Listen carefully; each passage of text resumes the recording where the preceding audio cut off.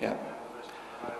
But what I will say, what I will say is that international norms and identity, how people are seen by others, they're important issues. Okay, so you take the point then. Then you're in agreement with me that it's your identity that matters, and this is something that we need to work on. Yeah. I agree with you completely. Yes. Excuse me, I heard about there is an organization that is like for all imams around Israel. I don't know if they have something to do with that. All imams around Israel, like some strong paper, like use many like lawyers, Muslim lawyers, help them to write that. And there's a lot of communities around Israel. Why they need to choose a few of them, like that to government, like any state or meet ruled by the Yes. Absolutely, yeah. Definitely. Yeah, we're in the, just today, I mean, there is the National Imams Council. We have given many letters to various old council, even to Kevin Rudd. Right. We have prepared an article. Yep. And our stance, we have given a statement. The Australian National Imams Council, that's N, which is imams from all over the country. Yeah. I'll just repeat that in case someone didn't hear the Imam. The Imam of this masjid is part of the National Imams Council, and they have, his Vice President, they've been doing their utmost to get this message across. But all of the Muslim organisations are also in the process right now of drafting another letter to Kevin Rudd to be copied to the Foreign Minister and one of the local ministers in Brisbane. Again, the next step also is to get all of the other non-Muslim organisations that we're friends with to write a letter.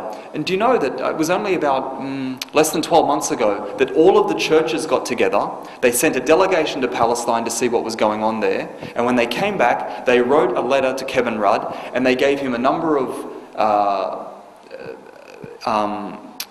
they expressed their position to him that they want a resolution of this conflict on the basis of human rights and international law. They're calling on him to change his policy and so on. This is the churches, all of the churches together in Australia, calling on Kevin Rudd to change his policy on Palestine and to support a position based on human rights and international law.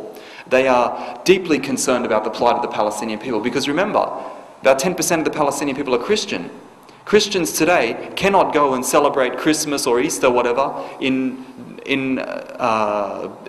Jerusalem. They can't go to Bethlehem, they can't go to Nazareth and all of these other holy places to them. So this is something that Christian people need to be made more aware of. Your holiest places on earth you can't access because of an Israeli occupation. So the churches understand this, and they have conveyed that to Kevin Rudd. But what we need to do is we need to work more closely with them and write jointly and visit these politicians jointly, and this is how the pressure can be applied. Yeah.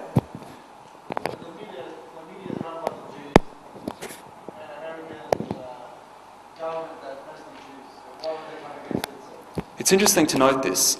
The media is weak on this issue, not because of the ownership issues. It's because of a bit of a lack of understanding of journalists.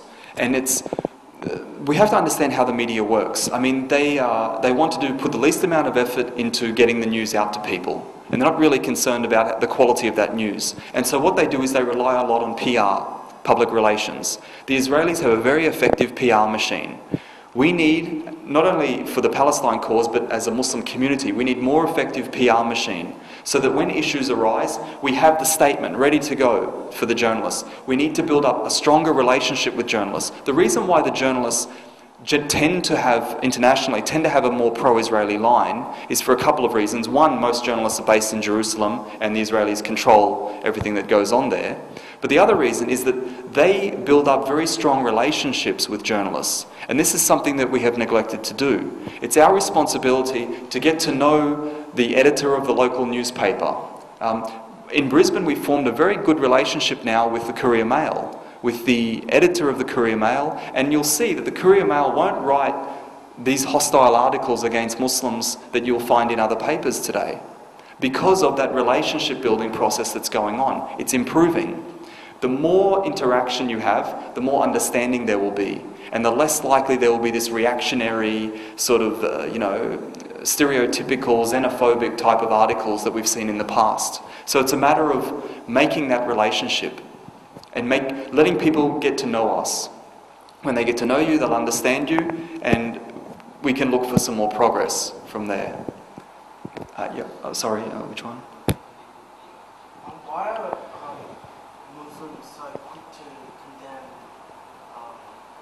something that is Israeli oppression and American oppression, when we have Muslim leaders who oppress Muslims, and we stand silent? No, you make that's true. I mean, we have oppression not just being committed by non-Muslims. Muslims themselves are committing these acts of oppression. You're absolutely right. And all acts of oppression should be equally condemned. I agree with you. Yeah. The Australian media, in fact the government here is portraying Hamas to be a terrorist organization. What's our stance as Muslims? How do we regard Hamas? Yeah. This is a very good question. One thing important to note is that the Australian government does not regard Hamas, the entire organisation, as a terrorist organisation. It only regards the Izz-ad-Din Qasim Brigade, which is the military wing of Hamas, as a terrorist organisation. Unlike the United States and Europe, where it's the whole of Hamas that's basically classified as terrorists. So there's a bit of a distinction here in Australia. Now, one thing we should note is that Islamic law, and the Imam can correct me if I'm wrong here, doesn't permit us to kill civilians. Okay? That's correct, isn't it, Imam? So when anyone, Muslim or otherwise, engages in the killing of civilians, we can't accept this. We can't condone this type of activity. Okay? Military against military, nobody disputes that. But civilians, we can't tolerate that. The problem we have is with, and people condemn suicide bombing. Okay, you condemn suicide bombing. But what we need to make people understand is that we condemn suicide bombing and the world condemns it because this is an indiscriminate weapon. You walk into a marketplace or somewhere and you explode, and you have no calculation of who's going to be killed. You're not just going to hit a military target. Civilians are going to be killed as well, and this is not acceptable in our religion. The fundamental point here is the indiscriminate nature of the weapon. So, just as the suicide bombing is condemned and should be condemned because of its indiscriminate nature, it will kill a civilian just as it'll kill a military target, so too are these bombs and these missiles that Israel and the United States and so on fire at civilian people. If you look at the death toll now, it's well over 1,000 people. The majority of those are civilians. Over 1/3 are children. Over 1/3 are children that have been killed in the Gaza Strip. So it's okay for people to condemn suicide bombing, fine. But they have to also condemn the dropping of bombs and the firing of missiles the way Israel does it, because they are targeting civilians as well. And this is an indiscriminate weapon, and for the same reason that suicide bombing is condemnable, this bombs and missiles that they use should also be condemned.